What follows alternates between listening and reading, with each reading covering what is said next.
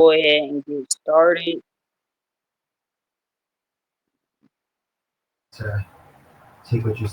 I'll be back in a minute. I'll be right back. All right, no problem. Just getting up the slides and everything ready.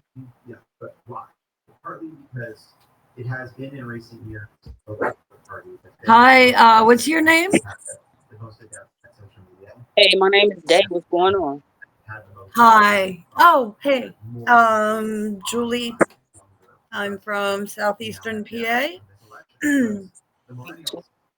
And I've been promoting the general strike, trying to get a strike card signed. And I just wanted to hook up with people who are in this fight. I'm Right all in. on. Right on. Yo, heck yeah.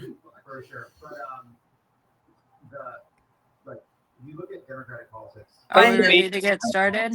Hmm. here. Hell yeah. Ready when So you are. fantastic. So for those who don't know me, I go by H in the general strike server. I'm sure if you guys have been in the main server, you've seen me around. Um, I'm here to welcome y'all to the General Strike US Coalition meeting. We've got a lot of good info that we're covering tonight. The topics that we're going to be covering, they dropped in the messages here. So if you're wondering what we're going to be going over, you can check out their message in the messages chat at the bottom. Um, yeah, so welcome. Thanks for joining us, and we're going to get started. Sweet. Thanks for that introduction, H. So just a quick introduction about myself. My name is Dave. I resonate with the pronouns they and them. I help organize with our Detroit Downriver chapter, but I'm definitely thrilled to be with you all tonight as these coalition meetings serve multiple purposes. Next slide, please.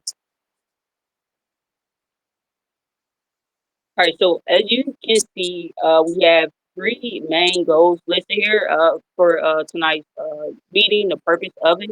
The first goal being to introduce ourselves as volunteers in GSUS. We're everyday people who believe in our collective power. We want to fill you in on our purposes, goals, and strategies. The second purpose is not just about the SUS. As we understand, no one group or individual can do this alone. This meeting is to connect groups, individuals you resonate with as well. Together, we can develop the infrastructure needed to strike back. And last but not least, we hope to empower those present to take concrete actions to help build momentum towards this collective effort. Actions that solidifies our partnerships. And this is for individuals who are a part of groups. We do hope to eventually promote the name on our website and also help you get your own strike card that you can promote your group's website or platform. Um, just want to leave off that true transformation occurs when we come together as a unified force, not as isolated groups or individuals. That's why this meeting itself is more than just an introduction; it's an invitation. This gathering is overall is an opportunity to connect, collaborate, and imagine a system that truly serves the people because it's created by the people. But however, having the vision alone isn't enough, and that's what the work and the self determination basically all comes into play. Next slide, please. So we're going to go over a quick icebreaker right now. um, just to kind of get the wheels turning in everyone's head about about what actually happens when we go to strike. So if we were to have a general strike tomorrow, the strike gets called, and 11 million people are going to refuse to work. What would you or your organization's demands be for us to stop striking? So I'll give y'all a chance to answer that if you'd like.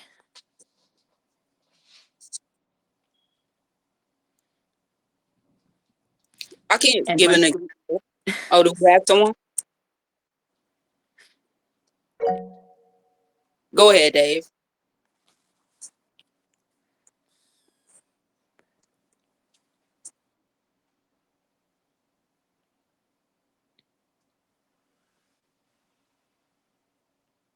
Dave, if you're talking, I can't hear you. No, I can't hear. There you go. Okay. Dave, I don't know if you want to maybe just type in your answer and I can read it off if that would be easier. We're having some trouble hearing you. And while Dave is typing, I can give an example of a demand that I would like, which would be education reform, because I view education as super, super important. I come from a place that has really good school systems, and I see how that set me up in life. And I think that if everyone had access to the systems that I had, then the world would be a lot of a better place. So that's what I would like to see as far as a demand. Right on. And I could offer another example. Wait. For me, basically nothing else matters if we don't deal with Citizens United. If that's not repealed, then I don't know what lasting effect anything we could get would have. Yeah, definitely, ending the lobbying is important for sure. It looks like Dave was able to type in what he was trying to say, so I'll read that off right now. He said our demands would be first listed on our website, but the number one thing that we need to do is repeal the Taft-Hartley Act. I agree. For those who are unfamiliar, Taft-Hartley is um, the Taft-Hartley Act is the legislation that prevents striking in certain circumstances, depending on the industries and the unions involved. But it really limits what unions are able to do as far as striking is concerned. And we had Chris also that wanted to speak. Yeah. Hi. So I guess the last big political demand that I mean, before politics was completely foreclosed upon, that was a big popular issue was Medicare for all. And just before everything, that's happened this year, the last kind of news story to capture the public was the fact that a healthcare executive had been responsible for so many deaths and so much suffering that it literally drove someone into a murderous rage. And I think that's an ongoing problem, the fact that everyone is being completely crushed under debt peonage for healthcare and education and so on. Hell yeah. We got another response in the messages that said free healthcare, housing, and food for all. Mhm. I think something that this icebreaker really demonstrates is that there's a wide array of demands that everyone's interested in making, and we see how many different issues are at stake right now and how necessary it is for us to come together and make this strike happen so that we can start getting some of these demands executed and we can start correcting our society in some of these ways that we're talking about. Right on. Sweet. Thank you all for just sharing your thoughts with that. And we can always follow back to that and discuss it a little bit later. We're just going to move on to the next slide. And it's going into a little bit about who we are, GSUS. So for those who are not familiar, we are establishing a decentralized network of volunteers aimed at mobilizing at least 3.5% or more of the population to actively participate in sustainable efforts. This initiative itself is designed to prepare for a general strike. Um, this is about us taking ownership of our future through sustainability, people-led through sustainable people-led actions that lay the foundation for real lasting change. Every step that we take together as a collective, whether small or big, adds to the infrastructure we need to sustain the strike initiative and the broader movement overall. Self-determination is at the heart of this effort. So we're not just waiting for solutions to be handed to us by those in perceived power. Instead, what we're doing is creating the solutions that reflect our values of collective sustainability, equity, and justice. So this isn't just about short-term wins. It's about preparing for the long haul, ensuring that this movement doesn't just survive, but it thrives. So what we promote is solution-focused activism over doomerism as well. Next slide.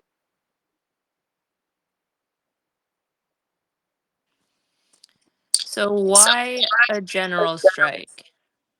When you think about society, as far as like our government, the way that we interact with other human beings, the way groups of people interact with each other, it's all under a social contract, and we all understand how to interact because we're working within a known social contract that we've existed in since birth, basically, in our society. And what we're seeing, especially in recent years, with the way that the government has gone, is that this social contract that we have is not working for us. Um, it's not working for the vast majority of us. The people that benefit are, you know, those ultra wealthy people at the top, and pretty much everyone else is just uh, left to fend for themselves. So the social contract that we've existed and grown up and lived under is fraudulent in that way. It's not working for the people. So how do we correct that? Well, society, you know, society only exists because of the people within it. Any value that a society has is only because of the people within it and is provided by the people within it. So, one thing that the people can do to correct society when it's going awry is by withdrawing our value provided, withdrawing our power, and we stop giving it to these ultra wealthy people that are abusing it. Um, you know, clearly there are problems with the authority that we see in the country right now. Specifically, this administration is a very clear example of people with perceived authority due to the jobs that they are elected or hired to fulfill. Um, and they are not the people that should have that authority. Um, so why a general strike specifically? Because as individuals, we don't have a lot of power, but as many individuals collectively, we do have that kind of power. Which is why when we talk about this 3.5%, this 11 million people, that's roughly the percentage needed for us to collectively use our power the way that we wish to correct these problems that we're seeing. Um, we need education and we need organization in order to be able to get 11 million people on the same page and get 11 million people moving in the same direction. So that's why we're doing this decentralized method that we're using, so that we can really make sure that from the top down, like from the whole group perspective all the way to the individual perspective, we're all, you know, moving in the same direction with this.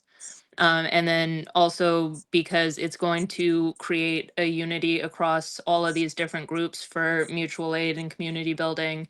A lot of these mutual aid initiatives and community building programs already exist, but they may not be in contact with each other. They may not be connected with each other. So part of what we're doing here at General Strike is working to connect all of these individual dots, so that we can once again get to that 3.5% of 11 million people, in a way where we'll be able to support each other for however long we end up having to strike for. Next slide. Right on, you all. Before we get started on the strike needs, I just want to give the folks here a chance to chime in. I seen a couple hands and folks want to talk. The first one I did see was Never Tell, but if you would like to speak, just drop stack real fast. And we'll also have open discussion at the end. But if you'd like to address the last two slides, please come off mic. Oh, that's my bad. I should ask for questions. Sorry about that, guys. I didn't Oh, either. no worries. No worries. I was just saying that, like, the biggest connection that recently that I made was just the expression of fascism is capitalism in decay. So by us actually going after the source of fascism, which is capitalism, we're going to be able to resolve this issue with this administration and everything that's going on right now. So I am so confidently behind this general strike that I don't know. It's like I advocate for it literally to anybody that I even mention that is mentioning anything crummy going on in their life. I'm just like, well, have you heard about the general strike? Just trying to get the word out there, because the more people that are aware of the power that they have, I tell them we are their labor, we are their consumer. We are the reason. Our participation is the reason why they even have power to begin with. All we have to do is stop. But in order to do that, we need something to fall back on, and that's what we have to develop now. So I just wanted to say that piece. That was all. Hell yeah. Did anyone else have anything to add before we move on? It looks like Julie has her hand raised. All right, sweet. I'll be real brief. I really did not understand the broad goals you have. I was thinking of this recently. I have been studying and learning more about Gene Sharp. Gene Sharp is a political scientist. He was a Nobel Prize winner nominee, and his plans require, there's an option of 198 things of nonviolent protest with the objective to overthrow these oppressive governments. I don't believe, unfortunately, we are going to have much of a say. We're going to face oppression. We're going to face violent resistance through the fascist kleptocracy that has taken over our world. They are by the book. I am affected by this in two ways personally, but that wasn't my reason initially. I'm finding out that I am. However, that is not my motivation. I'm looking at your strike needs, and I think it's phenomenal. I'm not a great leader, so I think they're all great ideas. I'm better as a cog, and I want to participate in any which way I can. I don't know if my area is classified as purple. Pennsylvania was blue. And I wholeheartedly believe there was election interference.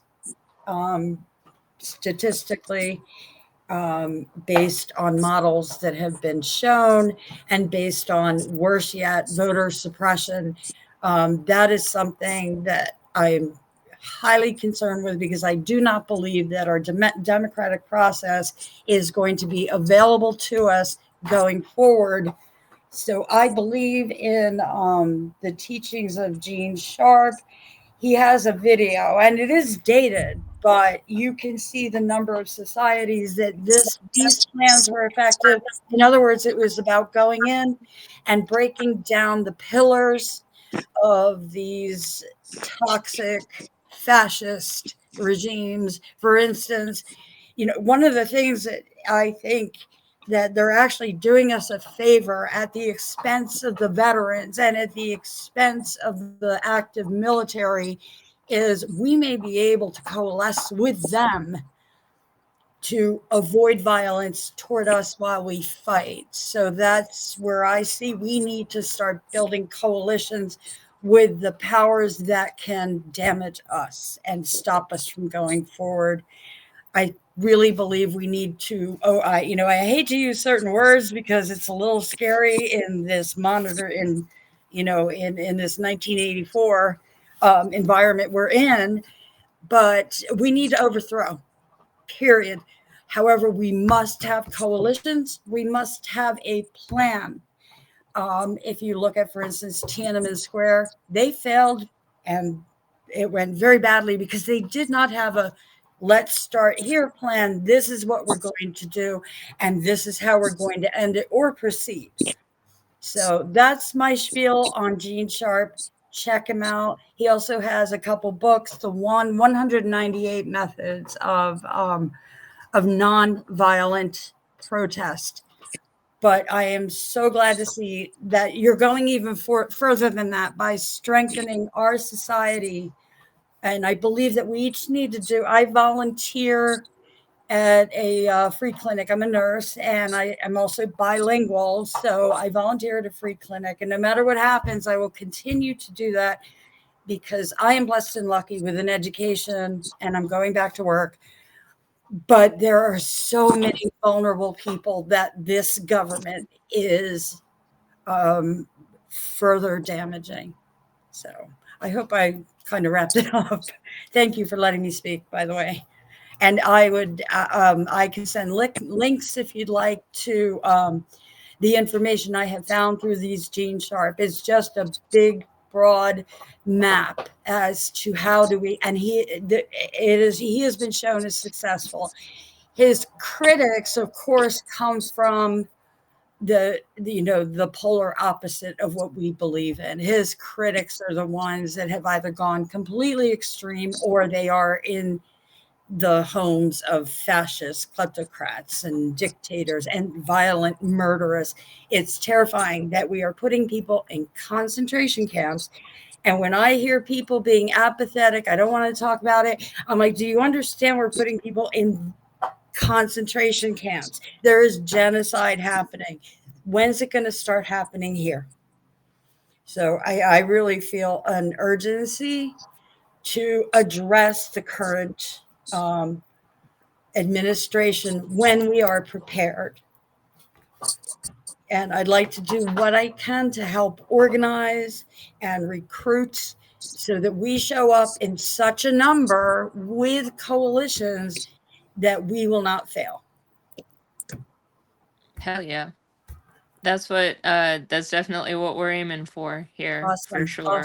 Awesome. And it sounds like you have a lot of great experience. I know I, for one, I work with the Massachusetts chapter, and for those who haven't heard my spiel yet, I've given it around the server a couple times, but I have a background that's very heavy in logistics. So that's where my focus has been since I got to General Strike. Like, how do we feed people? How do we make sure people are taken care of? And one of the things that's very much on my mind is medical care and healthcare. And it sounds like you have a lot of experience in that regard. So I would be very interested to speak with Yeah, you at some point about that. it's just a drop in the bucket. I do 8 shifts a month. And when I have to go back to work because I am on I've been on disability and I can't rely on that, but I'm still gifted with an education and lots of experience. So I'm going to use that. But I do want to remain wherever I can help. And, it's just a little act. And I think a lot of little acts are what we need. It's these people that are looking for the glory and, making a big policy and carrying that out. I'm not about that. I'm about people doing what they can. 100%. And that's really what this all comes down to as well. When we talk about like community building, that's really what we're talking about. Is everybody, you know, when the strike kicks off, everyone's going to withdraw their labor from the capitalist economy, and but we can still we can still do that labor. We can still provide that value. We're just not providing it to this economy in this society that is not serving us. We can still, you know, turn to our neighbors and provide those services and those products and those values, that value to our fellow strike members. And that's really where the 11 million person number comes into play, because if we've got 11 million of us, we're going to have some experience in everything covered just by those sheer numbers alone. So that's definitely what we're getting at here with um you know, everyone giving what they can and doing what they can. And I think some people hesitate because they hear about us and they start to get nervous, and they think, well, I've never done anything like this before. I've never, you know, been an activist before. I've never helped plan for an activist movement before, when really all we're asking people to do is join us and then do the same things that they do every single day, but in coalition with this movement that we're creating. So that's really what it comes down to, for sure.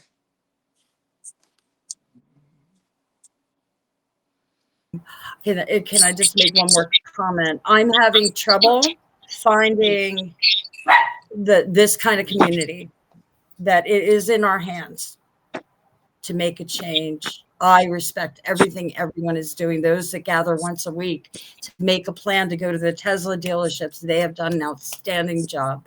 To talk about women's rights, to march for women's rights, to participate. But I really like the idea of a community for resources for everyone. Oh yeah. So I may need assistance in beginning a program in my world. That's what we're here for. We're all learning Really. together, and we're all helping each other out as we go, for sure. That's part Thank of what you. I love about General Strike. Okay. Awesome.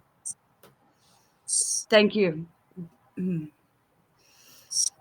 Right on. That was dope. Definitely a part. You know, it all comes together. We do say often, you know, we've marched, we protested, you know, we voted for generations. You know, it's definitely time to, you know, match the threat that's being enacted on us. So definitely, the next level is, you know, preparing our resistance and being able to basically liberate ourselves from being dependent on our oppressors, you know, depending on these entities for food, you know, for health. And you know, that's just too much power that we're giving away. So you know, just everyday things that we should be doing, you know, analyzing assessing our community, seeing what needs to be done, how we can help out, and so on. It's important to have strike demands, you know, when organizing a strike, but because the nature of this strike is not a traditional strike, there are workers involved, there's unemployed individuals involved, there's unhoused individuals, incarcerated individuals. So many walks of life can participate in this movement. Our strike demands tend to cater to a more communal aspect. So if you're looking at the strike demands, you see land, mutual aid, food sovereignty, and things of that nature. Many of them may seem like out of reach, but they can all embody smaller actions that we were just talking about, creating like a food garden, a food pantry, and things of this nature. And those can soon develop to like food cooperatives and things of that nature. So we're starting off small. Some of us may have more resources to start off big with a food co-op, but that's all fine and good. So when we do take action, more than likely we'll be able to essentially occupy our own communities once these systems have been established to meet the people's needs. So we have land, mutual aid, food sovereignty, community defense, political education, fundraising, tech, and communication. So we're starting off with land. We strive to create physical infrastructures, whether it be a base location for one of our chapters, a land or a housing cooperative, many of our members and societies are at the whims of expensive and unsuitable housing or being criminalized for not having a home. This is something this coalition should be able to relieve until demands have been met.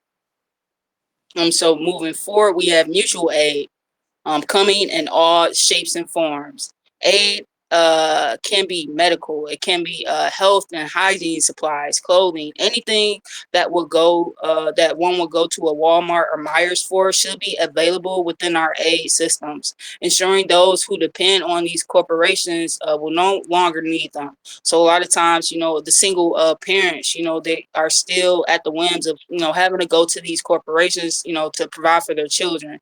We have the power to organize, to assess our communities, and come together and create these systems. Time banking is also a part of, can be a source of mutual aid, bartering, trading, free stores, all can qualify under this aid. Next, we have food sovereignty. Food sovereignty is something that we can all contribute to. We talked about it a little bit with the food cooperatives, food pantries, and so on and so on. Whether it's just sharing information about a resource or helping establish one of these things, everything in between can definitely secure food sovereignty for the coalition as we move forward. Just real fast, that anyone have any questions, because we do have more strike needs.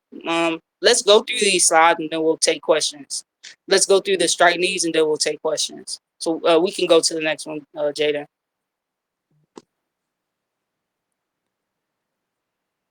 All right, next we have community defense and intervention.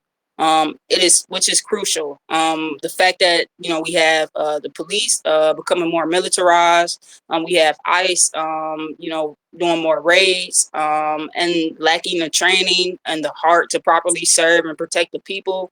If we advocate for divestment, we must also create the alternatives. Community defense, intervention, and patrol is something. It's simply getting to know your community and being there in your community members' times of need. A lot of times situations, we know our community, we should be knowing our community members. If there is a community member and they do have, a mental disability and things of that nature, and they are having a episode and need some support, we should not have to call the police. We see time and time again, they are not qualified, to handle those situations. So we must organize. This is what organizing is about: seeing the problems within our communities and creating those solutions. So next we have education and training. And also, just to go back on community defense and intervention, we must consider the nature of the beast, consider the nature of America. While we are, trying to occupy our communities, while we are trying to empower our communities, we've seen it to some extent. We've seen, the police, the pigs come destroy community gardens and things of that nature. It's only going to increase. So we want to defend whatever we are creating to empower our communities. So let's just keep that in mind. Last but not least, we have, it's not last, but next we have education. Education is the first line of defense for us. Education will help us identify why the system is the way it is, what's going on, why is it a food desert in these urban communities, and so on and so on. You will begin to understand the power balance at play. So we want folks educated on these things so they know what they're fighting against and they can come to the best analysis on how to rectify these problems. So we do have like how-tos on a lot of these programs listed in our resources link, like how to start a food pantry, how to start a community education program, community defense and skills program, and so on and so on. There's a lot of information in our resources link about how to do that. If anyone has the chance, please drop that for the people here so they can check it out. And last but not least, we have fundraising. We are trying to do some strike fundraising, but we are trying to also wing ourselves off, this capitalist system. So having both in play, mutual aid, time banking, and actual fundraising, it definitely sets us in a good space. not putting all of our eggs in one bucket. So this means practicing owning the means of our production, utilizing, like examples, we've created GSUS designs to help fundraise. This is something we can all do, like whatever your skill is. If you if you create things, these can be used to fundraise. These can be used to feed back into the coalition to get more resources and tools. We can also do direct donations. Many of our General Strike chapters, they do have cash apps. So if you would like to support them with financial resources, you can check to see if there is a chapter in your area that you can support. Once again, it will help them get the resources and tools they need to continue organizing. Also, material donations, collect items such as non-perishable foods, clothing, blankets, all of that good stuff. We do need those supplies as well. They can be donated to mutual aid, or they can be just stored and stocked up until we take action. Crowdfunding campaigns are also good. Any of these can be basically established by any member. So feel free, we want to empower you to help out the best way that you can to your capacity and your ability. Just to give you an example of a program, we have Jaden here. We do have a time banking program in motion. I'll open the floor for Jaden to talk more about that program and what it looks like. Right on. Thanks, Dave, for that introduction. Let me just change the screen as well. There is a whole slideshow on it. I'm not going to go through the whole thing, but just to have this graphic up, I'm going to touch on a few points of what this time bank program is. So let's get set up here. So you'll notice the really neat title, Time Bank to Strike, or is it like Time to Strike with Time Bank? Funny little wordplay. But the main idea of time banking is that instead of using money, right, instead of using the dollars at which we all rely on as corporate entities, what we usually get from a paycheck, now we can exchange goods and services by using time instead. So as a quick example, I'm a mechanic. I have all of the tools at which to do an oil change. I have a jack, a bucket, all the tools to do that. So normally at a shop you would end up paying 150, maybe up to $200 for your oil change. Now most of that is in labor, and time banking shines in compensating for that labor. In a time bank, I can charge someone the 1 hour for that oil change, instead of that 150, and that reduces the cost for the person receiving the service by $100, because it's only like $40 or $50 for the oil and filter, of which that money saved could then be used to pay rent, bills, or any other necessities that otherwise wouldn't be provided for by the time bank. So we're going to quickly go over 3 different points about this time bank, basically what it is, how it functions, and the 2 types of, the words that you see on screen right now: intentionality, community, and the fact that we are painting this as a revolutionary survival program. So a time bank is just, is in essence, instead of using dollars to mediate transactions, you use time. So I've seen people exchange time for haircuts, people helping around the garden of someone's house, maybe picking up fruit from someone's backyard. Um, there are many ways to utilize a time bank in which you can exchange goods and services that isn't, through money. So anything that you could use money for, you could also be using time at a time bank. So even if it's transportation services as well, maybe you need an emergency ride to somewhere, but you don't have money for an Uber, or you don't know anyone, or you don't have a car or whatever. But in the time bank, you can request, this act, this service, exchange your time, and without having to rely on that money aspect. So now that we have a general idea of what a time bank is and how it functions, time banking, for one, establishes what's known as a dual power structure. And dual power structures in society exist in tandem. And so it's not meant to replace the existing economic system, right? Time itself is not going to be replacing any dollars that we spend, but to then supplement our living here, because it's hella expensive to live in this capitalist society.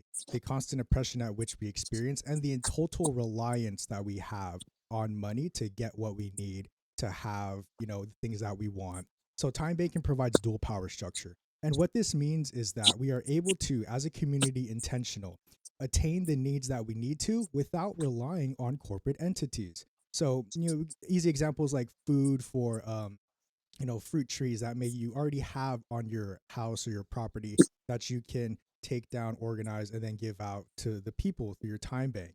Um, Time banking is a dual power structure in which we can use time as a collective to attain our needs while combating the systems of capital that enforce us and need us to rely on money to get those needs. So needs for like housing and other big projects and stuff still require money. But let's say you can save as much as you can, like in terms of money, by going to the time bank. Now you've, pad in your stress, your oppression, the system against you for you to be able to keep living. So as a survival program in conjunction with the dual power structure, the survival program, and this is an analysis on the Black Panther survival programs, of which principled in understanding survival programs are meant to do the thing that they say are is going to do: survive. Survival programs are not meant here to stay. Now they act as great supplementary projects and spaces for us to engage with our community with, but understand that survival programs initially, especially in the Black Panthers, was survival pending revolution. Revolution of which will address the contradictions of the capitalist system. Surviving pending revolution that will address all of the injustices that have been occurring and constantly occurring against the disenfranchised and the marginalized groups of our communities. So this survival program intentionalizes and creates structure to our community building. The structure that we're talking about provides a house for telling people how to give and address needs. Right, in your local community, you don't need to have a time bank if you're all buddy cool with everyone, right? Because time banking just provides structure. If you don't need a structure and you're already knowing the people in your community, time banking is a little bit superfluous. Time banking in this project is going to start online, and this specific GSUS time bank is to help people who don't have access to their what they need in their local communities. Right. So in conjunction with this time bank as well as its dual power structure, its identity as a revolutionary survival program, we will be coordinating with local time bankers or time bankers in the group to conduct shipping services. And the shipping service will allow people to send products or goods or services like laptop repair in the time bank, which is going to be completely compensated by, of course, GSUS and the time bank. So shipping services, of course, and all the cost to ship stuff will be paid for by the bank so that you can engage in services immediately to make material change in our people's lives, in our comrades' lives. Because nothing's, it's a lot easier to help people when there's no cost incurred. The bank itself will incur as much costs, physically and monetary as we can to help people make the change that they need to and that they're able to, right? So if you can repair a laptop, but you have no way of getting that laptop from Montana to Florida where that person can service the laptop, right? Maybe that person in Montana may not have services in their areas to repair that laptop, but the time bank does have people in that network that can. These shipping services to allow people to help, mediate that transaction. It's to help people get the services that they need at no cost. Besides that time credit, and that time credit is what helps build that relationship, right? So instead of paying people dollars straight and not caring about that process of production, how people can talk to each other about, negotiating the terms of whatever the service, now you have people intimate into these conversations about what do you need, how can we address your needs, what do you want specifically, like how much time were you willing to take. You get more of an intimate process in these transactions as opposed to monetary, like physical cash, because when you buy something at a store, it's your expected one product or service based off the money you have. At a time bank, it's much more personal, much more intimate. You build more relationships through a time bank because now you're equating everyone's time, with the services that they do. It really helps build community to have a time bank. And this project, specifically coming out of GSUS, is going to start off online so that we can implement the shipping service, so that we can nationalize this program, so that it doesn't matter where you are, it doesn't matter who you are, what you can do, however much you can do.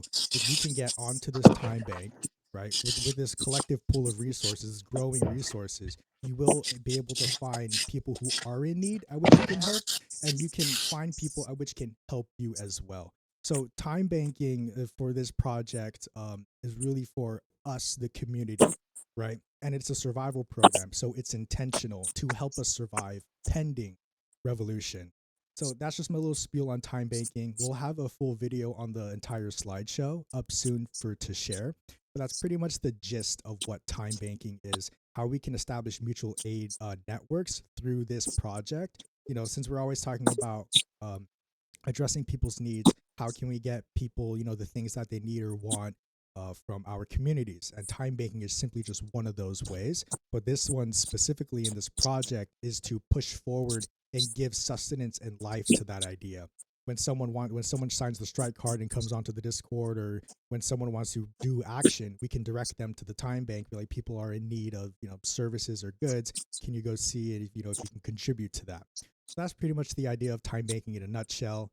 Definitely more on that. We'll definitely be pushing this project and having this more available to the people. There are already existing platforms that we can host this time bank on. There's open source code that we can build our website off of, using that code for our time bank. So there's many different um, ways we can implement this into the lives of our community.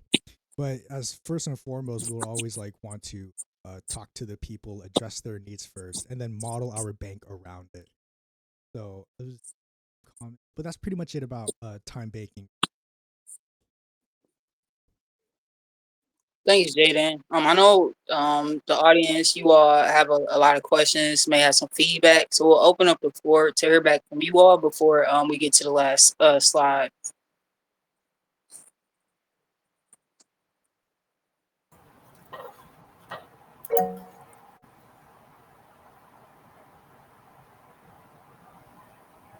Oh, go ahead. I see your hand raised.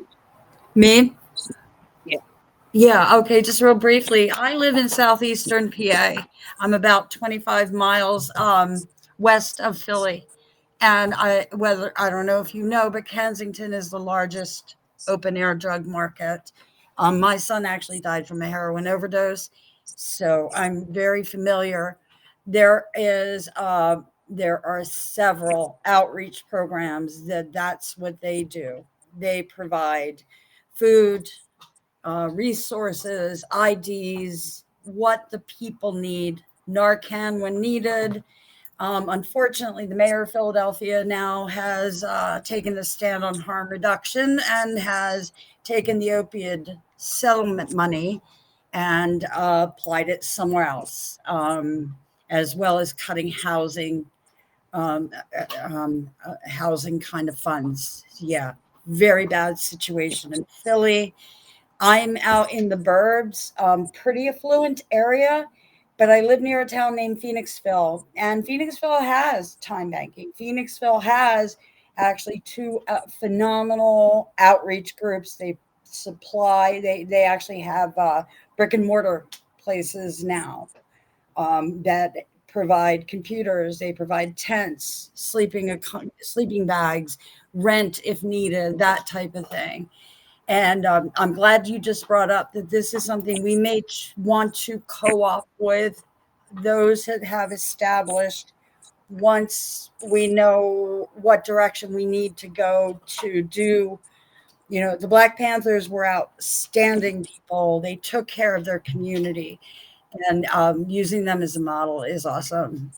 But I will try to get more engaged with the local ones because it's 5 minutes down the road from me. I don't go to Philly because it's a haul for me. I did do a couple outreach sessions, which was incredible experiences, but it's too far for me. I worked there for 12 years. I won't do it again.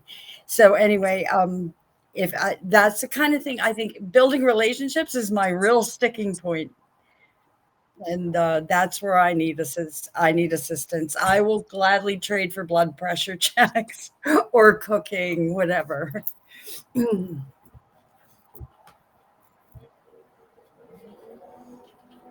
Did you want to respond to that, Jaden? Yeah, right on. Yeah, that's all good stuff. And we always emphasize going towards your local if you have structures in place first, because the entire idea of the projects that we do on the national are to address needs that people don't have access to in their local. But if you do have structures in your local, we would always want you to go towards that, because for you it would be reinventing the wheel. For us, it would be providing the wheel for people who don't have the wheel. So local infrastructure is obviously infinitely more important, but of course we do these projects on the national to provide those who don't have or need. So if you do have structures in your local community, organizations that, are doing the same things that we do, like we're not telling you to, like, don't go to them, go with us. Always go with the option more convenient to you. And of course that helps build your local community and it strengthens those ties. And a lot of people who are taking part in those local initiatives already may not have heard of us. So it's a good way to build those connections into General Strike as well. Absolutely. Yeah. I maybe to come up with ideas that may seem useful to them. That's what as a nurse, I always ask, what are your needs first versus my requirements? And I guess to approach someone like that, or to, just kind of a method to go in and say, this is my goal, is to get rid of an oppressive, getting worse government, and making the people not reliant on capitalism, which has destroyed everybody. Yeah. It's definitely a mindset that I've noticed. Um, some people, we've all lived within capitalism for so long. It takes people a little time to even be able to picture what a world would look like without it. And that's a hard mindset shift to make. So we're just, slowly helping people get there. Does anyone else have any questions or comments before we hit on this last slide that is a big topic for a lot of people when they hear about general strike? Going once, going twice. Alrighty, let's get into this. So this last slide, we're going to talk about the strike demands. A lot of members join us and they have seen our website and they say, oh, we saw the list of the general demands that you guys have on your website, but what are the specific demands that you guys are going to make? So our strike, because we're doing it based on number of participants rather than a set date, it operates a little bit differently. So we don't have set in stone, like, specific demands created just yet, and that's because we're working within a 3-step plan as we build up the numbers that we're looking for towards this strike. The demands are currently planned to be created in step 2 of our 3-step plan. We're currently in step 1, and these steps are based off of the number of people that we have, or the number of signatures we have on the strike card. So from 0 people to 5,900,999 people, we are just focusing on recruitment and outreach. Once we hit 6 million people, we're going to roll into step 2. And that's when we're going to start crafting specific and actionable strike demands. So a lot of new members come in and they say, your demands aren't specific enough. They're too general, they're too broad, they're not actionable. And what that means is, they're not specific enough for us to know for sure when they've been, met or not. Totally, we're on the same page with that. We will be coming up with specific actionable demands once we hit that 6 million number. The reason that we're doing it this way is because where we're at right now, we're a little bit less than 3% of our total strike card numbers. And that 97% of people that we're still waiting on that are going to join us on strike day, they deserve a say in the demands that we're going to be making. So we're waiting to build up more of our strike base before we start crafting those specific demands. But then once we get to that 6 million number, we already have our list of general demands that we'd like to make. Once we hit that 6 million signatures on the strike card, we're going to be forming um, our chapters are going to be coming together. We're going to be getting help from experts in the different fields that we're trying to make demands in. Um, and we're all going to come together and we're all going to come up with those specific actionable demands that we're ultimately going to be making once the strike kicks off. If you guys want to read more about the demand process and what we have currently for our list of preliminary demands, you can read about those in our welcome packet and on our website. Yeah, so we've kind of covered most of this slide. So we are going to be addressing a broad list of categories with our demands, and like I said, those demands will be created to be specific and actionable by the government. Um, you know, specific and actionable for the government in, you know, once we hit that 6 million number. So, do we have any questions about the demand creation process, or is anything still unclear for people? Any comments, concerns? I had a question about that. Sure, go ahead. I mean, well, okay, so I think I appreciate because I also was maybe one of the people who thought, well, some of these things are sort of broad. It might have to have more specific to bring people on, but I think I like the reasoning that people who have yet to join should also get a say. But let's say that you reach the threshold, 6 million people, that's a lot of people. Do you have things in mind for like what exactly will be the structure of the democratic process for these even to be decided upon with that many people involved?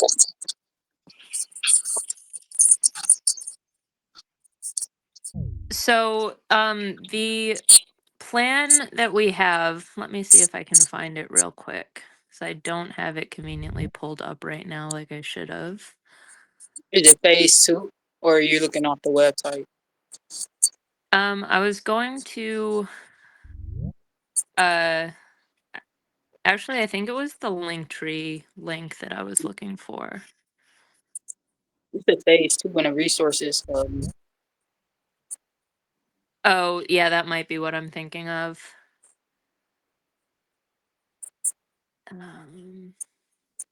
The process is broken down more on phase or step two, either step two or phase two on the link tree. Let me see if I can pull it up real quick.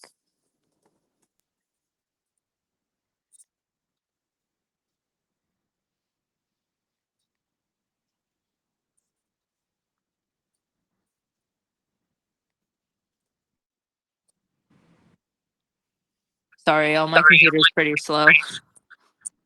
All right.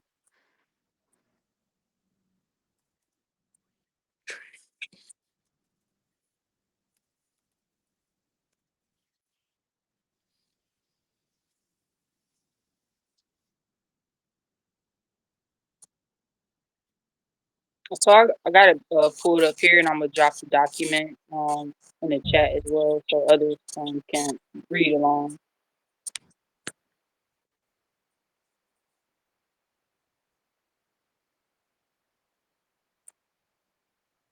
And by the time we also get to 6 million, definitely should have more resources.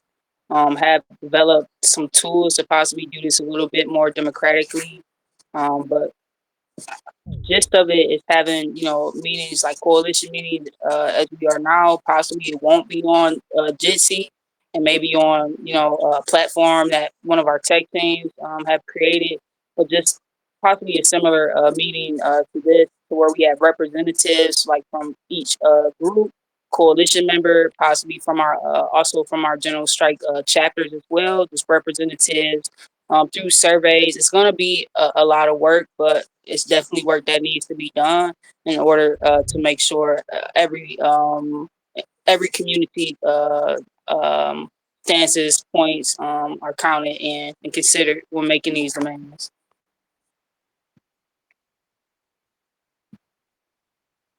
What helps us a little bit too, our general strike chapters, like in the process of phase one. So, for example, our chapter, what we do is assess the community a lot, get ourselves involved in events to where we are creating these surveys, listening to the community, what they want.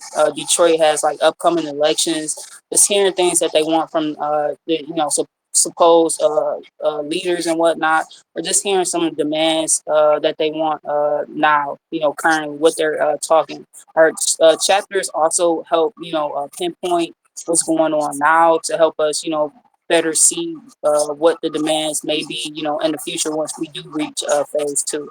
This should be like an ongoing analysis.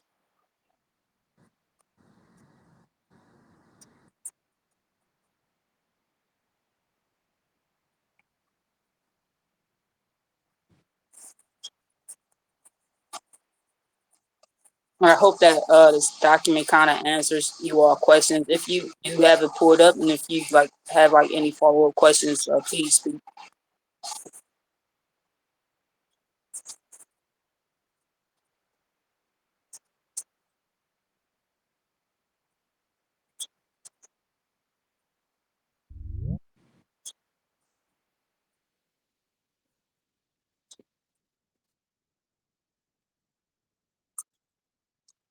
I'm just checking out the chat.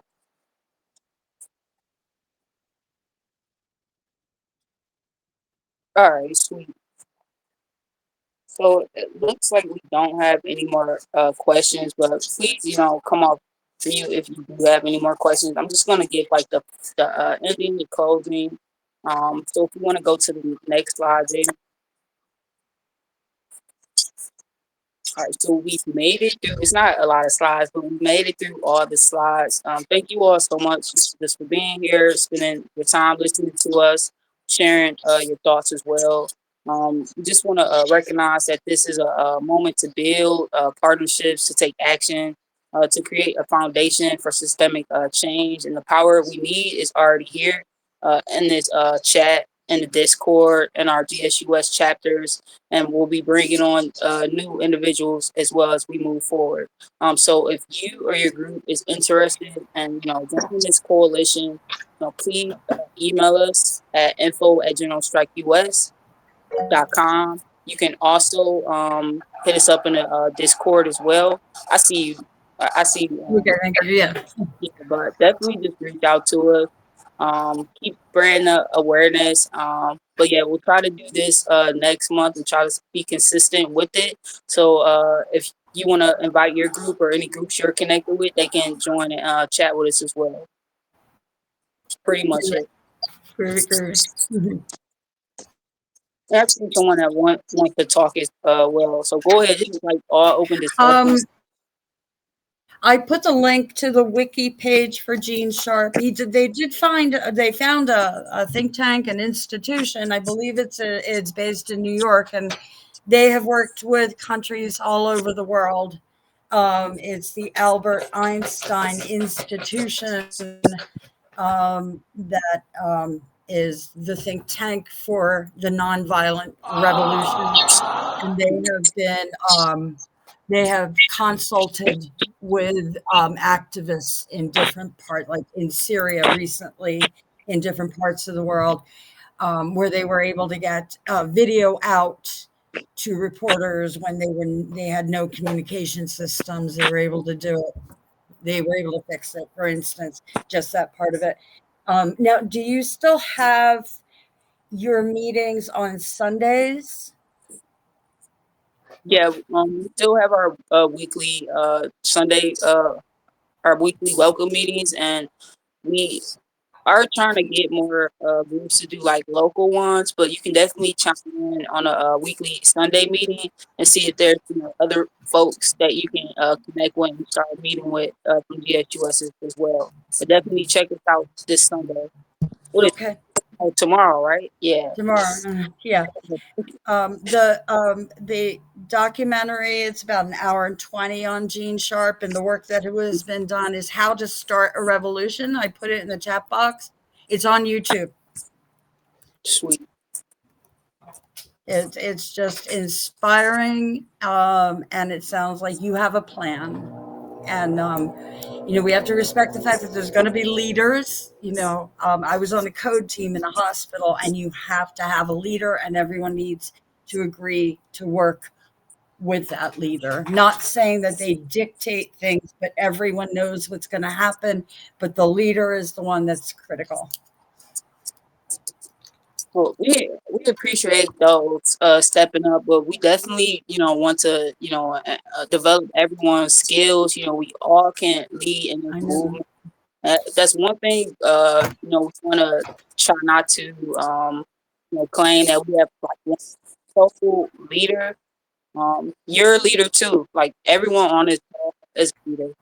We have the capabilities of helping empower our community. No one can do it alone. No one group can do it alone. It's gonna take all of us, to lead the collective out of this hellhole. This dark reality, that we've been dragged into. But, yeah, thank you so much for sharing that. And you all try to copy, bookmark some of these links that's being shared. A lot of great information, especially with the Gene Sharp. We want to consider everyone's points and how they can, help advance the people's struggles.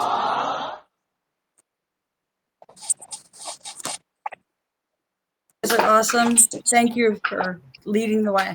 This is awesome. Hell yeah. We're pretty much wrapped up. If you all don't have any more questions, we'll be ending it soon, but definitely keep in contact with it. Reach out to us on Discord. We're everyday individuals. Some of us work, some of us don't, so we have more time to chit chat with you. But definitely reach out, and if you're working on anything, if you have any ideas, we're here to support you. No doubt about that. Groovy. Take good care, everyone. Thanks for everyone for being here. All power to the people. Yeah. All powers. Peace. Bye, everyone. Take care. Definitely all about continuing the partnerships and keep going. Thank you for being here. Leave, community, leave. Get out of here. Love you guys so much. Bye. All right, peace out. See you all around the Discord and stuff. Out. I think when I leave, it's over with. All right. Peace all.